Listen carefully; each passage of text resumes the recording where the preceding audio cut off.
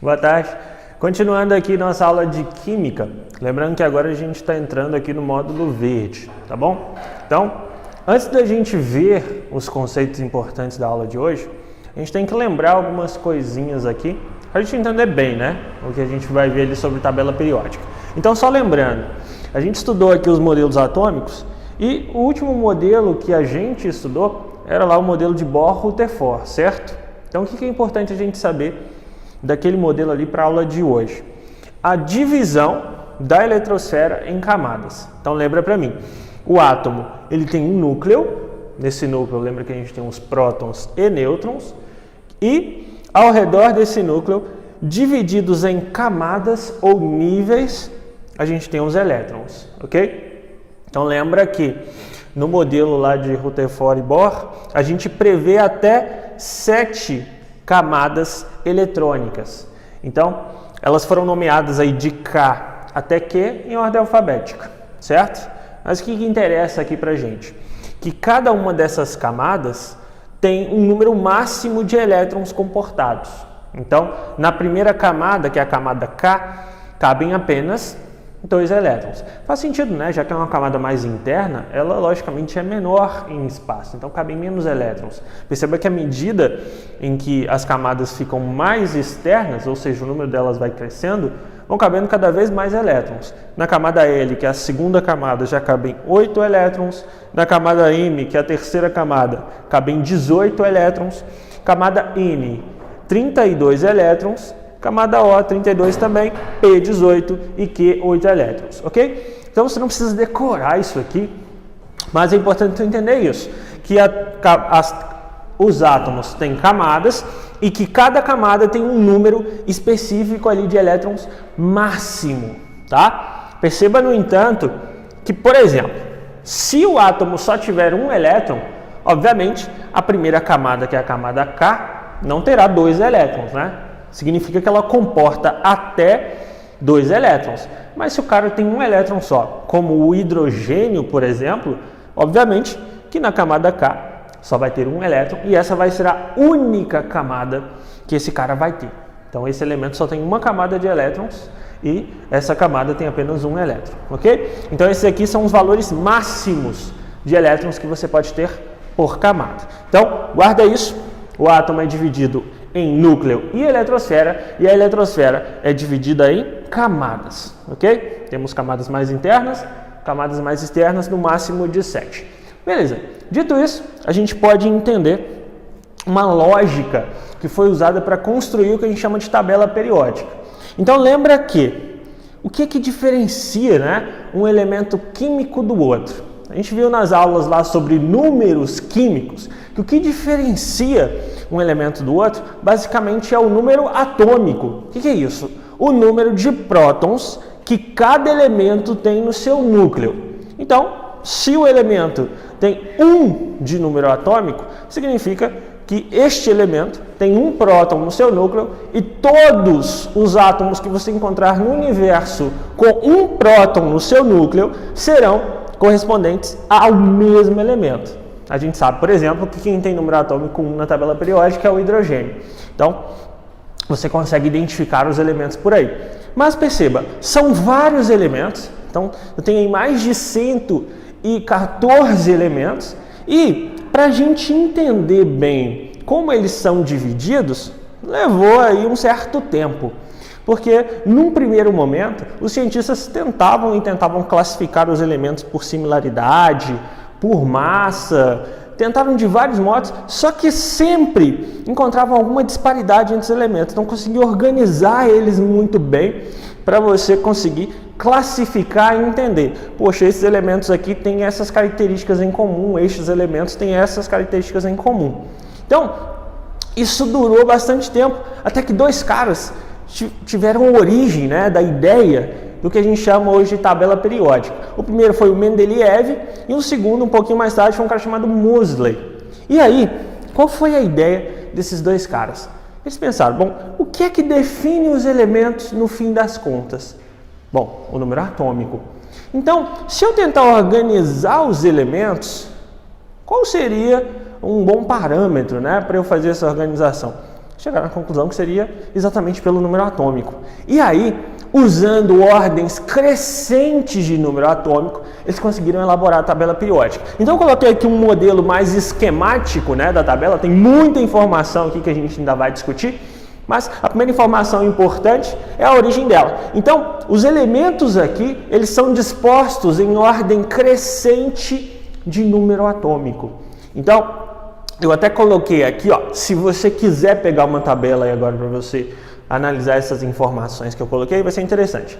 Se você tiver a nossa apostila, você vai encontrar lá no módulo vermelho, na página 12, ou no módulo verde, na página 3. Ela deve aparecer em outras partes aí da apostila, mas essas duas aqui vão servir para o que a gente quer ver. Se você não tiver a nossa apostila, qualquer livro de química que você tenha ou de ciências que você tenha aí, você consegue achar uma tabela. Ou claro, na internet, vai lá no Google Images, tu acha lá uma tabela periódica. Mas enfim, perceba que a principal organização parte daí. Você organizar os elementos em ordem crescente de número atômico. Então, se você pegar a tabela periódica, o primeiro elemento que aparece lá é o hidrogênio, número atômico 1. Você vai, na horizontal, numerando aqui os elementos em ordem crescente de número atômico. O segundo elemento vai aparecer aqui com o número atômico 2. Vem aqui para a segunda linha, ó. Terceiro elemento, quarto elemento, quinto, sexto, sétimo. Você entendeu a lógica, né? Então, os elementos são dispostos em ordem crescente de número atômico.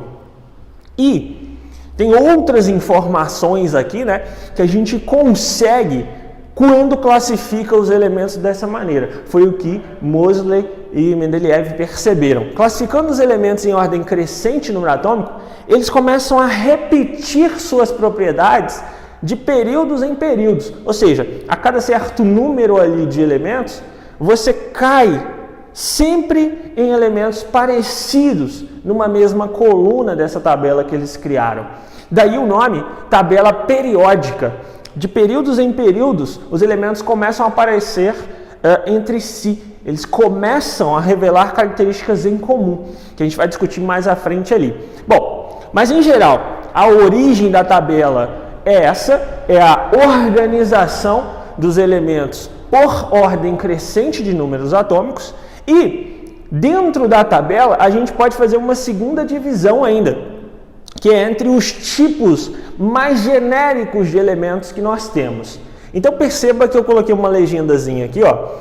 Em azul, a gente tem em grande parte da tabela periódica os elementos metálicos.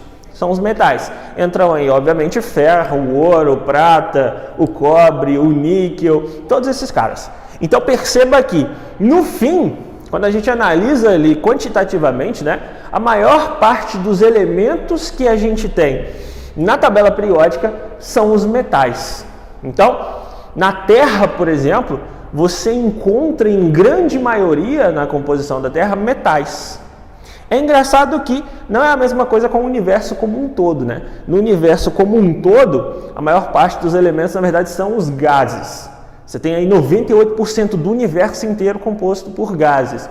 Mas aqui na Terra, acontece da gente achar como maioria elementos metálicos. E em quantidade, quando você olha a quantidade total de elementos, a maior parte corresponde a metais. Então a gente tem metais de tudo que é tipo, com tudo que é propriedade, o que é bastante útil, né, para a civilização humana. Bom, então a maioria são os metais que eu coloquei divididos aqui, ó. Toma cuidado que o hidrogênio aparece aqui do lado dos metais, mas ele é um elemento que a gente diz ser atípico. Ele tem características que são parecidas com metais, mas tem características que também são parecidas com um outro grupo que a gente tem na tabela aqui, que a gente chama de não metais. Então toma cuidado, apesar do hidrogênio estar aqui, ele não é um metal. Definitivamente, hidrogênio não é um metal. A gente sabe que é um gás e tem propriedades bem distintas aí dos outros elementos. Ok? Bom, além dos metais e do hidrogênio, que a gente já viu aqui, temos também os não metais. Então os não metais são uma parte menor da tabela. Se você olhar, são elementos em menor quantidade, mas que não por isso deixam de ser importantes, né? Perceba que aqui a gente tem elementos vitais, ou seja, elementos sem os quais a gente não viveria.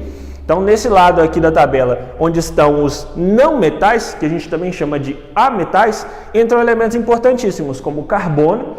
Vocês sabem que a vida orgânica é baseada em carbono. Tudo que é vivo tem em sua composição carbono. Todas as plantas, todos os animais, tudo que está relacionado à vida tem carbono. Um vírus, uma bactéria, tudo.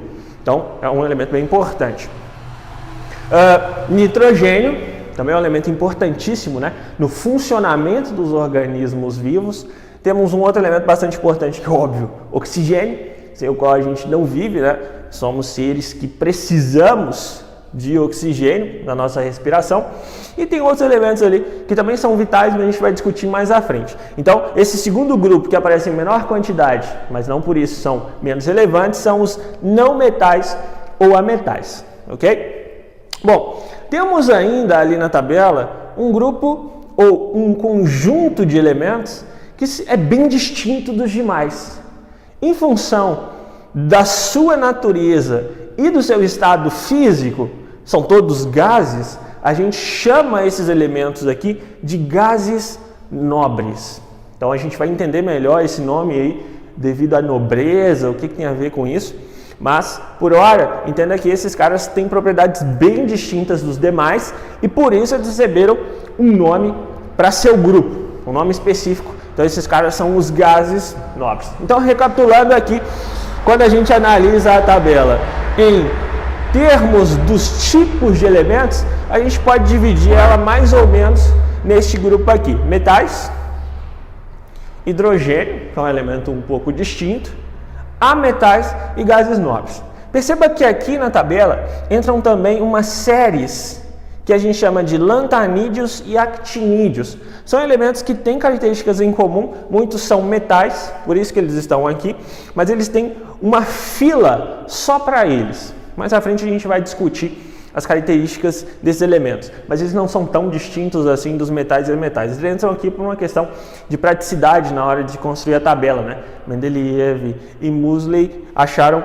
por bem deixar esses caras separados aqui, mas não se preocupe muito com isso por agora. Bom, além da divisão aqui quantitativa, a gente também pode analisar a tabela por suas partes. Então, a tabela tem partes que nós precisamos entender bem. Óbvio, se é uma tabela, ela tem linhas, ok, na horizontal e colunas na vertical. Então, toda tabela matemática funciona da mesma maneira. Ela tem linhas e tem colunas. Tá, mas para que serve isso uma tabela?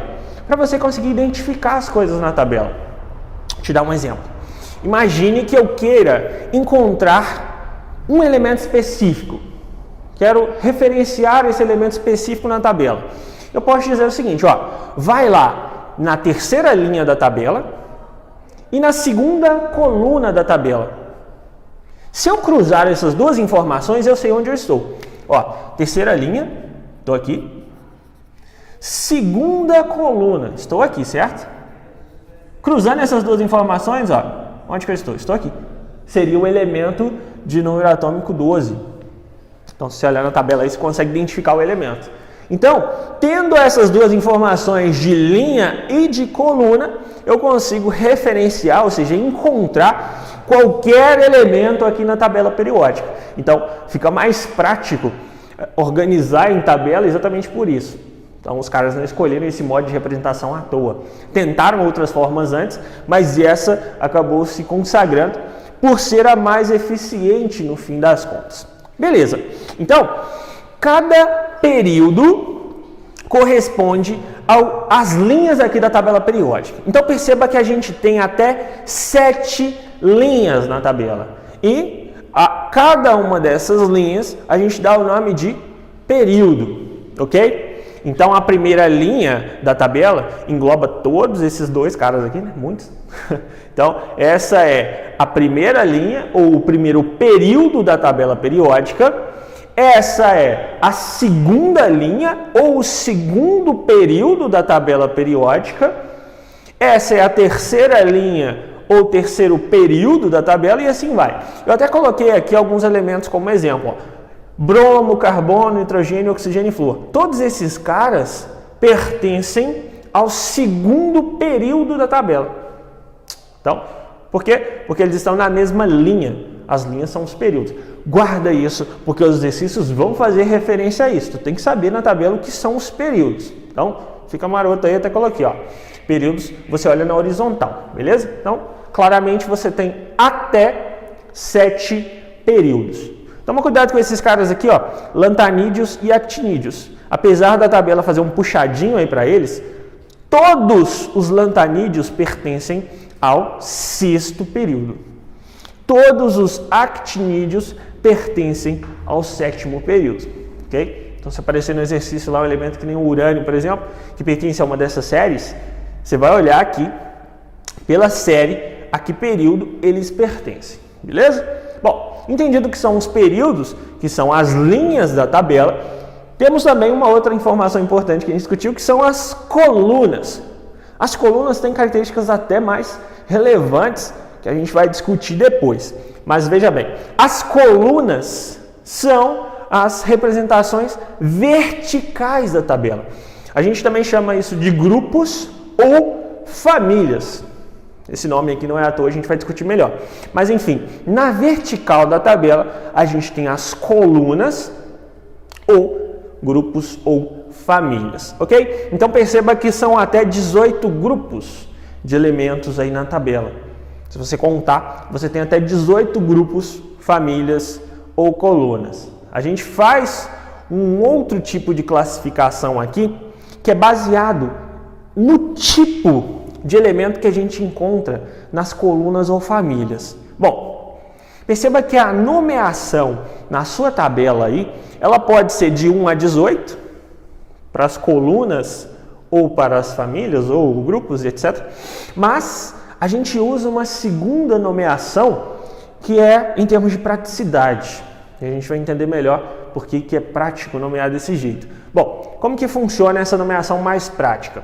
A gente separa os elementos em famílias A, perceba que aqui ó, eu tenho as famílias A e famílias B. Pra você lembrar, ó, A, as famílias superiores, ó, B, inferiores, ok? Então facinho para tu lembrar. Então perceba que dentro das famílias A e B, a gente numera as famílias A em 1A, 2A, 3A, 4A, até 8A, ok? Então identifique aqui ó, as famílias A, vão de 1A até 8A. Perceba que aqui não pertence às famílias A. Bom, então só para ficar claro, estes elementos aqui ó, pertencem todos à família 7A. Então, se você olhar na tabela periódica e procurar lá a família 7A, flúor, cloro, boro, iodo e astato pertencem todos, bromo, pertencem todos à família 7A. Ok? Então, todos esses elementos aqui, ó, sem exceção, pertencem à família 7A. Todos os elementos que estão abaixo do oxigênio aqui, ó, pertencem à família 6A. Enfim, conseguiu entender, né? As famílias são as colunas. E temos ainda as famílias B, que tem uma nomeação aqui um pouquinho diferente, porque as características desses elementos das famílias B variam mais. Então a gente não vai discutir muito aqui as famílias B, mas entenda aqui, eu também posso separar a tabela aqui nas famílias ou grupos do tipo B. E tem a mesma lógica, né? 1B, 2B, 3B até 8B, tá? Detalhe importante, né? A família 8B agrupa 3 colunas ao mesmo tempo, porque no fim esses elementos têm características que permitem que eles sejam agrupados aqui numa família única, né? De 3 colunas. Mas enfim, foque bastante nas famílias A, preste bastante atenção nelas, porque elas têm nomes específicos que vão aparecer nas questões e tem características específicas que a gente pode extrair pelo simples nome dessas famílias. Então, recapitulando, na tabela a gente pode dividir os elementos em períodos, que são as linhas, e em colunas, que são aqui os grupos ou famílias. Beleza. Lembra que eu disse que as famílias A têm nomes específicos? Vamos dar uma olhadinha aqui nesses nomes. Você tem que saber esses nomes? Tem. Então, pega a tabela, dá uma olhada, vai escrevendo isso aí até tu conseguir lembrar. Cola na parede do banheiro, cola no teto, cola no seu travesseiro, você escolhe. Bom, as famílias A têm os seguintes nomes, né? Família 1A corresponde ao que a gente chama de metais alcalinos. Toma cuidado, de novo, com o que eu disse. Apesar do hidrogênio aparecer aqui, ele não é um metal. Então, por questão de comodidade, ele está aqui na família 1A, mas obviamente ele não é um metal, tá bom? Então, o elemento atípico ele é destacado aqui. Mas todos os outros que estão aqui abaixo, lítio, sódio, enfim, todos esses elementos são metais alcalinos. Depois a gente vai entender melhor porque esse nome, metais alcalinos, tem a ver com a formação de substâncias alcalinas, que são as bases. Mas isso a gente vai discutir melhor mais à frente. Lembra o nome? Metais alcalinos. Família 2A, temos os metais alcalino-terrosos, que tem metais parecidos com o da 1A, mas tem esse nome aí, perceba, terrosos, porque geralmente são encontrados nos solos. Então daí esse nome, terrosos, terra, enfim. Então a família 2A, que é a segunda coluna ali da tabela periódica, corresponde ao que a gente chama de metais alcalino-terrosos. Bom, a gente salta aqui as famílias B, vamos lá para o outro lado. As famílias de 3A até 5A são muito simples. Elas recebem o nome dos elementos que encabeçam essas famílias, são os pais das famílias ali no fim das contas. Então a 3A é a família do boro, porque ele é o primeiro elemento que aparece aqui nessa família. A família 4A é a família do carbono. A família 5A, a família do nitrogênio. E a família 6A, 7A e 8A recebem sim de novo nomes específicos. A família 6A responde ali ao que a gente chama de calcogênios, ok? A família 7A ao que a gente chama de halogênios. E a família 8A, como a gente discutiu, são elementos atípicos aqui, a gente chama de gases nobres, ok? Está até trocado aqui, ó, deixa eu consertar aqui. Família 7A, halogênios, família 6A, calcogênios. Então, de novo, lembra, as famílias A são os elementos que a gente chama de representativos e os nomes dessas famílias são muito importantes para a gente. Então, tu tem que guardar aqui a posição dessas famílias. Claro, você vai ter a tabela lá, você vai conseguir identificar isso sem problemas, mas os nomes você não vai ter. Você tem que saber. Quando você for fazer a prova lá do Colônias, do Cefet, ou uma prova em geral, a tabela periódica vem em branco para você. Em branco, quando eu digo o nome dos elementos, então os principais elementos você tem que saber o nome, e vai ser algo comum, você vai lembrando à medida que você usa a tabela, e essas informações aqui do nome das famílias, o número dos períodos, você não vai ter também. Tu consegue identificar e tem que ter de memória isso aí, tá? Então pratica isso aqui. Lembrar o nome das famílias e a posição das famílias A ali, tá? Claro, vou deixar alguns exercícios aí embaixo para vocês praticarem isso e entenderem como funciona. Bom, dito isso, como é organizada aqui a tabela e como ela é dividida, a gente vai para a parte mais importante. O que é que você consegue extrair de informação da tabela? Porque lembra, a tabela é um instrumento de consulta. Muita gente acha que você tem que decorar a tabela periódica toda, decorar o nome de todos os elementos. Óbvio que não, tá? Senão você não teria uma tabela para isso. Então, como eu disse, quando você vai fazer uma prova ou os exercícios, a tabela vem lá para você. Então, eles colocam lá uma tabela. Claro, não vem todas as informações lá, porque algumas você tem que saber, como eu disse, mas, a grosso modo, está tudo ali. Tudo que você precisa saber sem decorar, está lá. Mas, ainda assim, tem algumas informações que você consegue extrair mesmo em uma tabela em branco, que é o que a gente vai ver aqui. Primeiro, quais são as informações mais relevantes que você encontra na tabela? A primeira e mais óbvia, né, é o número atômico. Lembra que eu disse que a tabela é construída em ordem crescente de número atômico? Então, a primeira informação que você sempre vai ter através da tabela é o número atômico. Então, se você sabe o número atômico, você sabe que elemento é, porque você vai lá na tabela periódica e consegue achar isso sem nenhum problema. O contrário também é verdade. Se você quer saber o número atômico de um elemento, basta procurar o símbolo dele lá que você encontra. Ah, quero saber o número atômico do carbono. Vai lá na tabela, procura o carbono, que é o símbolo C, e você vai achar lá o número atômico bem destacado em cima. A tabela tem uma legenda falando o que é cada número, mas o número atômico do carbono é 6. Tu vai lá e consegue achar isso. Bom, primeira informação que é bem relevante. Uma segunda, que a gente vai usar um pouquinho para frente, é a massa dos elementos. Só que toma cuidado. Lembra que a gente discutiu aqui nas aulas de números químicos a questão do número de massa. Lembra que aquilo não é a massa em gramas dos elementos. Não é a massa que a gente chama de massa molar, ok? Aquilo é a soma do número de prótons ao número de nêutrons. Então diferencia isso. Essa massa que a gente acha na tabela não é um número de massa. Até deixei isso bem claro lá naquela aula de números químicos. Mas enfim, a gente pode achar a massa em gramas dos elementos, que é algo bastante relevante quando a gente quer prever, né, as quantidades envolvidas numa reação química, por exemplo. Quanto de massa vai entrar de cada substância, quanto vai se formar de outra substância. Então a gente consegue fazer várias previsões com isso. Então essas duas informações aqui são mais de praxe, estão escritas lá. Agora algumas informações que não estão escritas, que estão implícitas, mas que a gente consegue extrair. A primeira é o número de camadas em cada átomo. Então olha que interessante. Eu consigo, na tabela, saber quantas camadas de elétrons cada átomo tem. Lembra que eu disse que isso ia ser importante, né? Os átomos têm núcleo e ao redor desse núcleo a gente tem as camadas de elétrons. Pela tabela você consegue saber quantas camadas um elemento tem. Como? Muito simples. Pelo número do período. Lembra que eu falei que os caras não construíram a tabela em ordem crescente de número atômico à toa? Várias informações vão se repetindo e podem ser retiradas da tabela por causa desse modo de construção. Então, como eu disse, se você souber o período a que o elemento pertence, você sabe quantas camadas de elétrons ele tem. Vou te dar um exemplo. Ó. Pega aqui o elemento iodo. Se você olhar na tabela, ele pertence a que período? Lembra? Períodos, linhas. São as linhas horizontais da tabela. Então, ó, primeiro, segundo, terceiro, quarto, quinto período.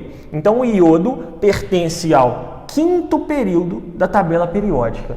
Isso significa o quê? Que cada átomo de iodo tem, ao redor do seu núcleo, 5 camadas de elétrons. Simples assim.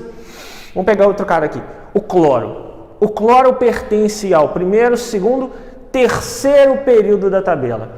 Isso significa que o cloro tem em seu átomo, todo átomo de cloro tem na sua estrutura, 3 camadas eletrônicas. Simples assim. E olha que interessante. Já que o número do período indica quantas camadas os átomos têm, tem obviamente vários átomos com o mesmo número de camadas eletrônicas. Falei aqui do iodo, que está no quinto período, não só ele. Todos os outros elementos que pertencem ao quinto período da tabela periódica têm em seus átomos 5 camadas de elétrons. Tá, mas para que serve isso? Saber o número de camadas que um átomo tem. Por exemplo, para você ter ideia do tamanho relativo desses átomos, que é algo relevante quando você analisa reações químicas, a forma ou estrutura das moléculas. Então perceba, elementos que têm menos camadas, obviamente têm átomos menores. Pensa aqui nos caras que estão no primeiro período. Na tabela, esses caras são hidrogênio e hélio. Estes são os menores elementos que existem. Os átomos deles, por estarem aqui no primeiro período da tabela, tem apenas uma camada de elétron. Então, só tem uma camada, obviamente, é um átomo menor que um átomo que tem, sei lá, 5 camadas, 7 camadas. Então, essa é uma informação que você consegue tirar direto da tabela. Então, lembra, isso não está escrito lá, você tem que saber essa informação, ok? Cada período me diz o número de camadas que os elétrons têm, que os átomos têm, né, na sua composição, quando a gente analisa ali a distribuição dos elétrons. Beleza? Então, ficou claro isso? Seguindo aqui, tem outras informações relevantes que a gente consegue tirar da tabela também e que não estão escritas lá, que são as seguintes. Primeiro, o número de elétrons na última camada. Então, dependendo de onde o elemento está aqui na tabela, eu consigo saber quantos elétrons cada elemento tem na sua última camada. A gente também chama essa última camada de camada de valência. Tá, mas por que eu quero saber, ou porque seria interessante saber quantos elétrons tenho na última camada de um elemento. Por que não na segunda, na terceira, na primeira? Porque a última camada é a camada mais externa. Então lembra que a gente pode, por exemplo, colocar ou tirar elétrons de um átomo? Pensa comigo, se eu for colocar ou tirar elétrons de um átomo, eu vou fazer isso em que camada? Eu vou fazer na camada mais interna, na do meio ou na camada mais externa? Bom, é mais sensato que eu faça na camada mais externa, porque é a camada mais exposta do átomo. Então, eu posso saber, com o número de elétrons na última camada, por exemplo, quantos elétrons vão sair ou entrar ali do átomo. Quantos elétrons é mais provável que eu faça alguma alteração? Então, perceba, a última camada é muito relevante por causa disso. Toda alteração que eu for fazer, eu vou fazer onde?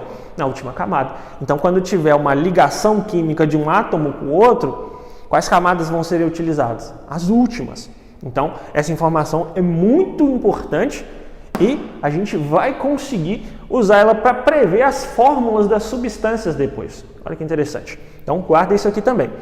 Tá, mas como é que eu vou saber quantos elétrons um átomo tem na sua última camada? Lembra que isso só vai valer para as famílias A. Então, eu tinha dito aqui que a gente separa os elementos por famílias, né? A e B.